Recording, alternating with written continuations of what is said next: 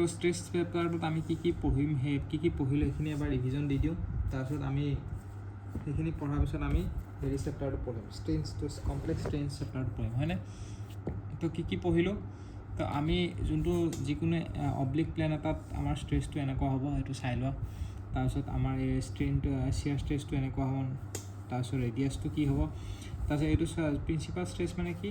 এইটোৰে maximum আৰু মিনিমামটো principal stress আৰু principal হেৰি প্লেন বুলি কয় হয় নহয় মেজৰ আৰু মাইনৰ প্ৰিন্সিপাল প্লেন তাৰপিছত এইটোৰ ভেলুটো কি হ'ব এইটো হ'ব ষ্ট্ৰেছ এভাৰেজ আৰু ৰেডিয়াছ অফ মোৰ চাৰ্কেল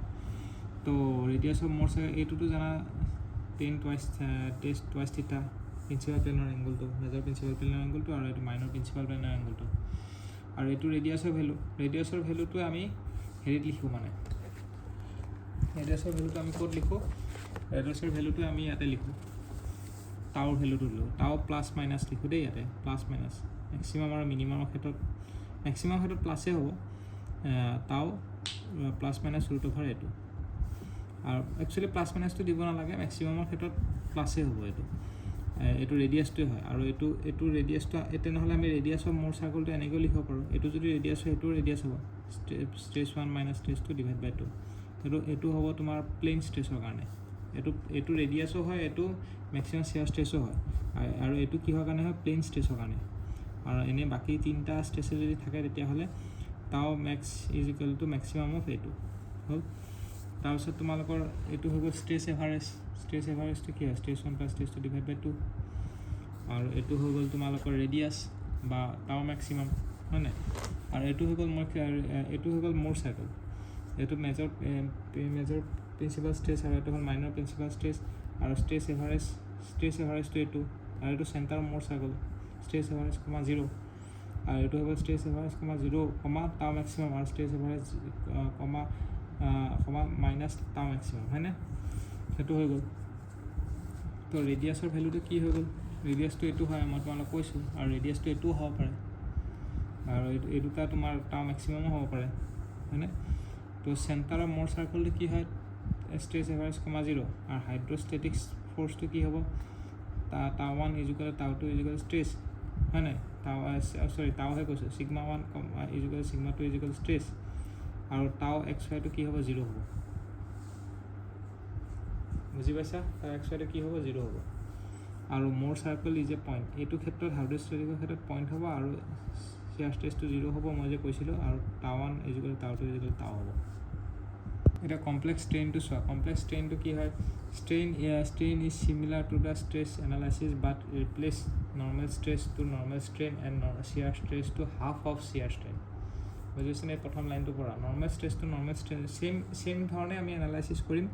কিন্তু নৰ্মেল ষ্ট্ৰেছটো আমি নৰ্মেল ষ্ট্ৰেইনলৈ ৰিপ্লেচ কৰি দিম আৰু চিয়াৰ ষ্ট্ৰেছটো হাফ অফ চিয়াৰ ষ্ট্ৰেইনলৈ ৰিপ্লেচ কৰিম এইটো চোৱা দেখিছেনে তো সেই তেনেকৈ এই ডায়েগ্ৰামটো প্লেইন মানে দুটা থাকিব এক্স আৰু ৱাই ডাইৰেকশ্যনত থাকিব দিয়াৰ is number of non zero' strain কিমান হ'ব 3 মই দেখিবা number of non zero' strain 3 হ'ব প্লেইন ষ্ট্ৰেইনৰ ক্ষেত্ৰত যোনটো প্লেইন ষ্ট্ৰেইন আছে তাতে তোমালোকৰ number of non zero' strain কেইটা হ'ব 3টা হ'ব আৰু এইটো মেক্সিমাম চিয়াৰ ষ্ট্ৰেছটো কেতিয়া হ'ব 45 ডিগ্ৰীত হ'ব আৰু এইটো পিয়াৰ মেক্সিমাম আৰু এইটো পিয়ৰ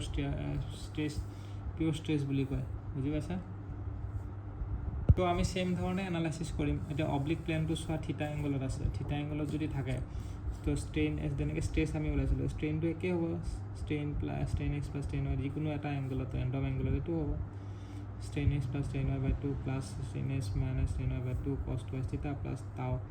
এইটো টাউৰ ঠাইত আমি কি লিখিম gamma x y divide by 2 half of shear strain লিখিম আৰু চাইন টুৱাইছ থিটা হ'ব আৰু এইটো টাউ থিটা by 2 gamma theta by 2 is equal to minus strain x minus strain y by 2 এইটো minus sine twice theta plus gamma x y divide by 2 cos twice থিটা সেইটো হ'ব তো চেম চেণ্টাৰটো এনেকুৱা হ'ব যেনেকৈ stress x plus stress y by 2 লিখিছোঁ strain x plus strain y by 2 মোৰ চাৰ্কলৰ তেনেকুৱা হ'ব 0 আৰু ৰেডিয়াছটো এইটো হ'ব root over strain x minus strain y by 2 the whole square plus gamma x y by 2 the whole square সেইটো হ'ব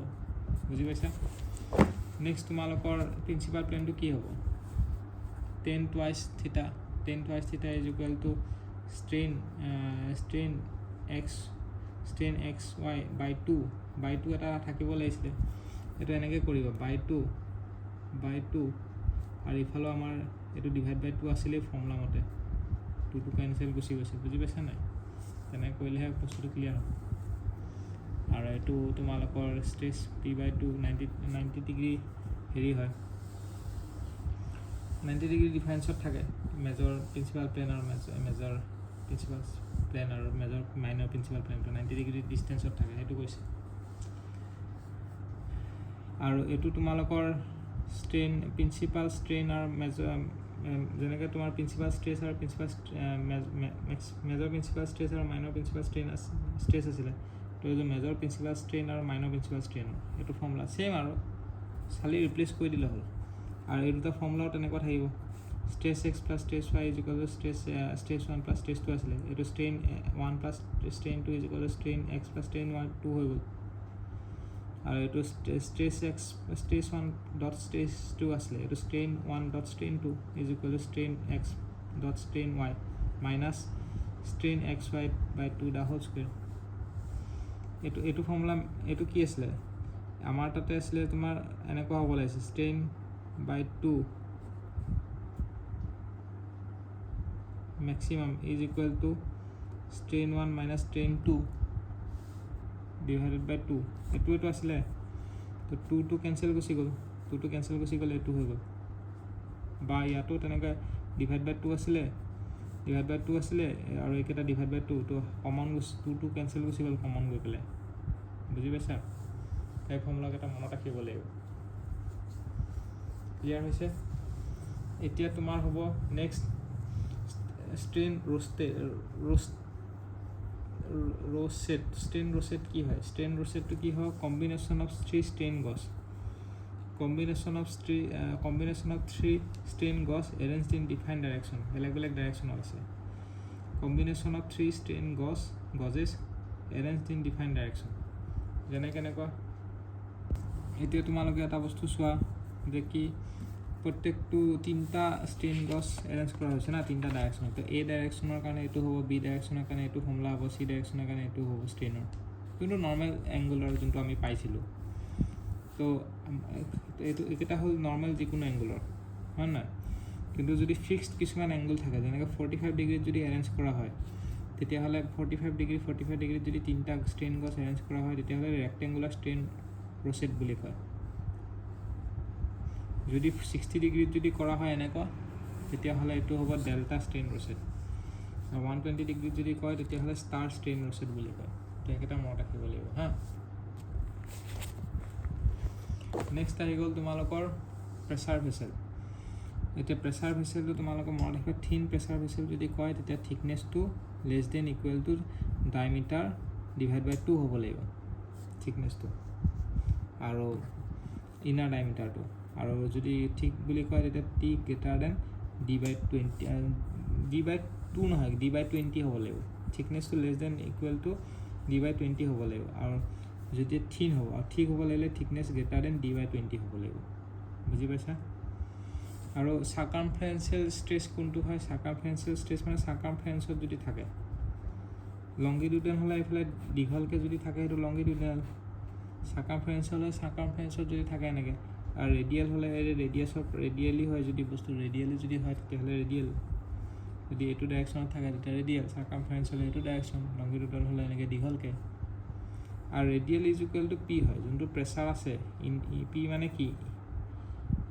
ইণ্টাৰনেল প্ৰেছাৰ তো ইণ্টাৰনেল প্ৰেছাৰটো সমান ৰেডিয়েল ষ্ট্ৰেছটো হয় এইটো কথা মনত ৰাখিলে হ'লে এইটো ৰেডিয়েলৰ কাৰণে বেলেগকৈ পঢ়িব নালাগে তো এইটো কোনটো কেছত এইটো থিন চিলিণ্ডাৰৰ কেছত দুটা কেছ থাকে আমাৰ থিন চিলিণ্ডাৰ আৰু থিন প্ৰেছাৰ তো এইটো হৈ গ'ল থিন চিলিণ্ডাৰৰ ক্ষেত্ৰত ৰেডিয়েলটো ইণ্টাৰনেল প্ৰেছাৰৰ সমান লগত ইকুৱেল হয় যেনেকৈ তোমালোকৰ এতিয়া চোৱা লংগিটিউডেল থিন চিলিণ্ডাৰৰ ক্ষেত্ৰত লংগিটিউডেল যদি ষ্ট্ৰেছ থাকে লংগিটিউডেল তেতিয়াহ'লে p/d/40 হ'ব চাৰ্কামফাৰেঞ্চিয়েল যদি হয় যোনটো চাৰ্কামফাৰেঞ্চিয়েলি হৈছিলে তো p/d/2t হৈছিলে হয় নাই আৰু ষ্ট্ৰেছ 1 টু চাৰ্কামফাৰেঞ্চিয়েল ধৰিছোঁ কাৰণ কিয় এইটো মেজৰ প্ৰিন্সিপাল ষ্ট্ৰেছটো চাৰ্কামফাৰেঞ্চ ধৰিছোঁ কাৰণ এইটো বেছি ডাঙৰ ভেলু লংগিটিউডেলটো সৰু কাৰণ ডিভাইড বাই 4 হৈছে বুজি পাইছানে তো এইটো মনত ৰাখিবা সাৰ্কামফাৰেন্সিয়েলটো হুপ ষ্ট্ৰেছ বুলি কয় সাৰ্কামফাৰেন্সিয়েলটোৱে হুপ ষ্ট্ৰেছ বুলি কয় বা সাৰ্কামফাৰেন্সটোৱে হুপ ষ্ট্ৰেছ বুলি কয় আৰু সেইটো ভেলুটো কি PD/2t সেইকাৰণে এইটো সিগমা 1 বুলি ধৰিছোঁ সিগমা 2টো কি মান ধৰিছোঁ লংগিটিউডাল PD/40 তো মেক্সিমামটো হ'ব PD/2t হয় নহয় আৰু প্লেন ষ্ট্ৰেছৰ ক্ষেত্ৰত কি হ'ব এনে চিয়াৰ ষ্ট্ৰেছৰ ভেলুটো কি হ'ব চিয়াৰ ষ্ট্ৰেছৰ PD/40 লংগিটিউডালৰ সমান ইকুৱেল হ'ব কিন্তু প্লেন ষ্ট্ৰেছৰ যদি মেক্সিমাম চিয়াৰ ষ্ট্ৰেছটো লাগে তেতিয়া PD/80 হ'ব সেইটো কথা মনত ৰাখিলে হ'ব এইকেইটা কুৱেশ্যনে মনত আহিব যেনেকৈ এইটো চাই লোৱা এইটো 15 দিয়া আছে থিন চিলিণ্ডাৰ কিন্তু 20ও কিছুমানে ধৰে যেনেকৈ তোমালোকৰ এইটো হুপ ষ্ট্ৰেছ বা সাৰ্কামফাৰেন্সিয়েল ষ্ট্ৰেছ এইটো কি ধৰিছিলে ইণ্টাৰনেল ডায়ামিটাৰ PD/2t আৰু লংগিটিউডাল বা এক্সিয়েলটো কি হ'ব PD/40 হ'ব বুজি পাইছা লংগিটিউডাল এইটো বা এক্সিয়েল ষ্ট্ৰেছ বুলি কোৱা হয় এক্সিয়েল ষ্ট্ৰেছ হ'ব তো এইটো PD/40 আৰু এইটো PD আৰু চিয়াৰ ষ্ট্ৰেছৰ ভেলুটো PD/40 হয় আৰু ষ্ট্ৰেইনটো যদি ওলোৱা এতিয়া ষ্ট্ৰেইনটো যদি ওলাব যোৱা লংগিটিউডাল ষ্ট্ৰেইনটো কি হ'ব আমি এতিয়া হেৰি ইউজ কৰি হুকছ ল ইউজ কৰিব লাগিব এইটো জেনেৰেলাইজড হুক ল যোনটো জেনেৰেলাইজড হুক ল আছিলে হুকছ ল সেইটো ইউজ কৰিম longitudinal strain is equal to longitudinal stress divide by E minus mu circumferential stress divide by E আৰু লংগিটিউডাল ষ্ট্ৰেছটো কি হ'ব PD/40 40e এইটো কমন লৈছে আৰু মেইনলি বেলেগ একো নহয় এই ভেলুটো পুট কৰিছে ইয়াতে প্লেচ কৰিছে PD/2t আৰু ইয়াতে প্লেচ কৰিছে PD/40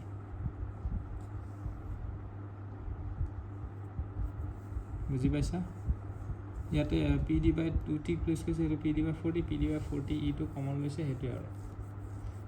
আল্টিমেটলি এইটোৱে হয় ভেলুটো প্লেচ কৰিছে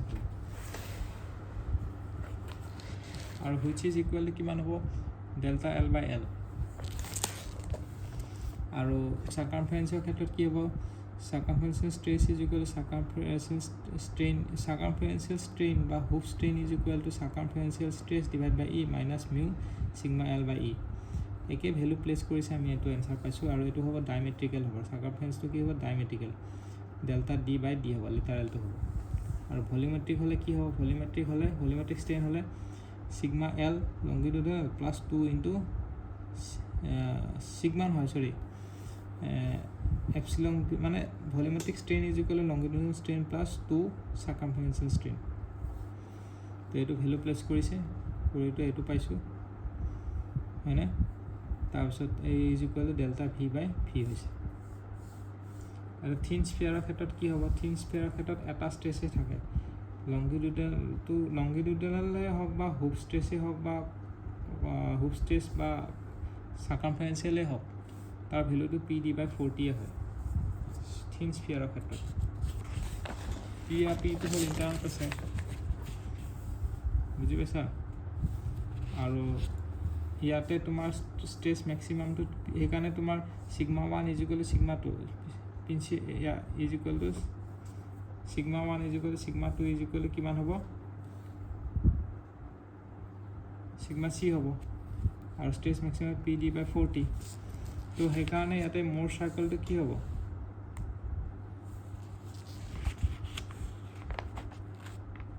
ইয়াতে মোৰ চাৰ্কলটো কাৰ লগত মিলিছে আৰু ইয়াতে প্লেন ষ্ট্ৰেছটো কিমান হ'ব প্লেন ষ্ট্ৰেছটো 0 হৈ যাব তো সেইকাৰণে তোমাৰ প্লেন ষ্ট্ৰেছৰ ক্ষেত্ৰত তোমাৰ মোৰ চাৰ্কলটো এটা পইণ্ট হয়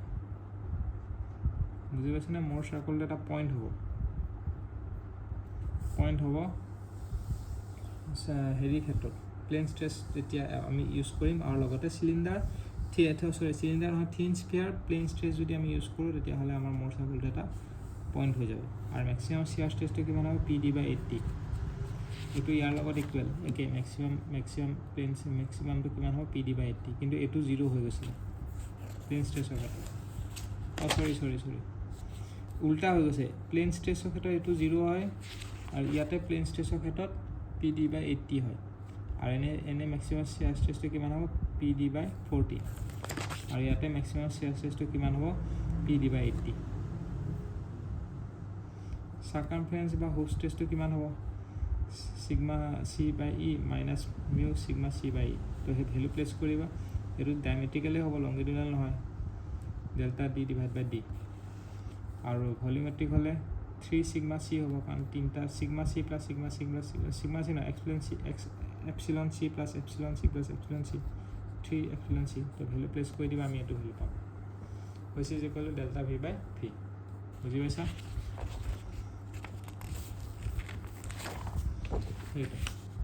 ক্লিয়াৰ